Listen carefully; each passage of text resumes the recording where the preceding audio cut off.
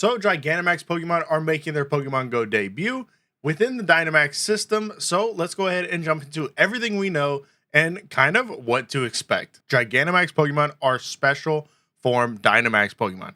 So certain Pokemon can Gigantamax, which gives them special moves depending on what Pokemon they are, and gives them a new design. They are a mix between Megas and Z moves. You get a special move depending on what Pokemon you are. You get a correlating move, and they get a new form. Starting off, they will be getting their own event. Only 3 Gigantamax Pokemon will be making their debut at first. It'll be October 26th to October 27th. I see them sticking around a little bit longer than that, though. You know, maybe just coming in here and there. I don't think they're going to be event exclusives, but we are going to get Gigantamax Venusaur, Gigantamax Charizard, and Gigantamax Blastoise. I'm a huge fan of the Blastoise Gigantamax, and honestly, I love some of the designs in the Gigantamax forms. What's nice about this is those are going to be the only 3 right now. They're going to be the Gen 1 starters, but they get special moves. Gigantamax Venusaur gets G-Max Vine Lash in the main series games, and it does damage for over 4 turns for non-grass type opponents. Now Charizard gets G-Max Wildfire, which inflicts fire damage, just like the Venusaur. This is going to be fire for the respective type, and it is going to be doing damage over turns, which would help you take down G-Max Venusaur if we do go ahead and get that same type of mechanic. Now Gigantamax Blastoise does get G-Max Cannonade. This, as you can kind of figure out, is going to be doing damage over time for water type, which is going to help you take down the Charizard. So they kind of work against each other, but sadly, I don't think the animation from the main series game is going to be carrying over, because honestly, Blastoise is honestly top tier in my opinion. Now, like I said, Gigantamaxing is a special kind of Dynamaxing that only certain Pokemon can go ahead and undergo, which is going to be nice, and we can already see the starters of an in-game look, looking at their Gigantamax forms, which it does look like that Gigantamax button is replacing the Dynamax button. So you could only get these guys from the raid in the Gigantamax form. It does not look like you're going to be able to go ahead and, you know, Gigantamax a Pokemon you've already caught from a Dynamax raid. Now, we did get to see a little in-game of them in the raids. Now, that problem is it's going to be a 6-star max battle. That is going to be a splitting point for most people, because 3-star raids are already hard if you don't have the Pokemon. This is a new system, so eventually once more Pokemon come out, we're going to be able to take down 3 stars a lot easier, but you have to be in person for these. And the problem with that is you can't remote raid for them. Now you're bringing out a 6-star max battle or Gigantamax battle, which you're wanting to get a minimum of 10 to 40 people. This raid is going to be allowing you to have 10 to 40 other people battling alongside you. The problem with that is I think most of the community is in a rural area where you don't have everyone playing Pokemon Go all the time. I know I'm not. So you're going to have to be in a big city to go ahead and take these on. And you're going to have to travel or cut out half the player base if you don't allow remote raiding for these. And Gigantamax Pokemon are going to be Pokemon that are much stronger than Dynamax Pokemon. So it's definitely going to be a pay to win here.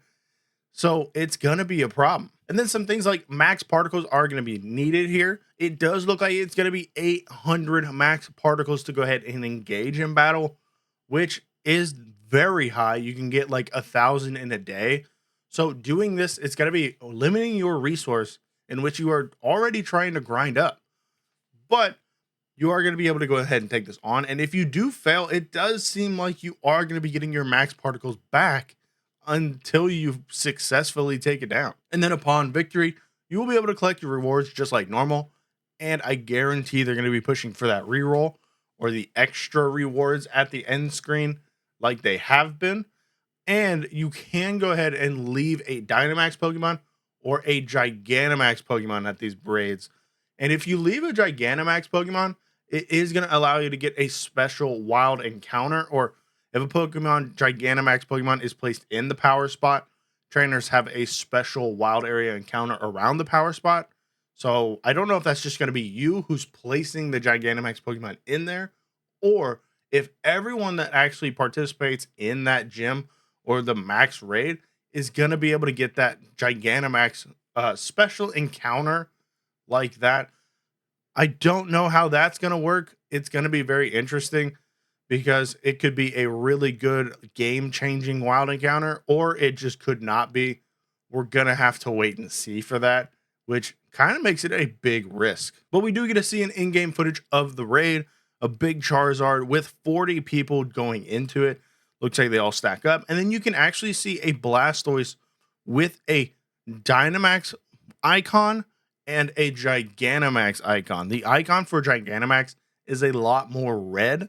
So I highly see that being you're not being able to go ahead and Gigantamax a Pokemon that you already have Dynamax, which is a huge bummer. But maybe down the road, we're going to be able to do that. I really hope they do, because in the main series games, we do have Max Soup. Maybe something like that comes to the game. I love that mechanic, being able to Dynamax or Gigantamax a Pokemon that is already able to Gigantamax. So you could take your Dynamax Squirtle, Dynamax Blastoise, and go ahead and let it Gigantamax with this special item. Hopefully this comes to the game. I guarantee they'd put it behind a paywall, but who knows? There will be a new avatar item that is going to be the Dynamax bracelet or Dynamax band. If you want to go ahead and get that, I think it's already in the game, so they're kind of like rerunning it now. But Gigantamax is coming to the game. This is very interesting. It's honestly one of my favorite mechanics, just from the design wise. And it does look like whenever you do go into battle, you could go ahead and just simply tap until you get knocked out. And if you get knocked out, you could actually keep tapping because it's powering up everybody else's Gigantamax or Dynamax Pokemon. So you don't really just leave and then restart.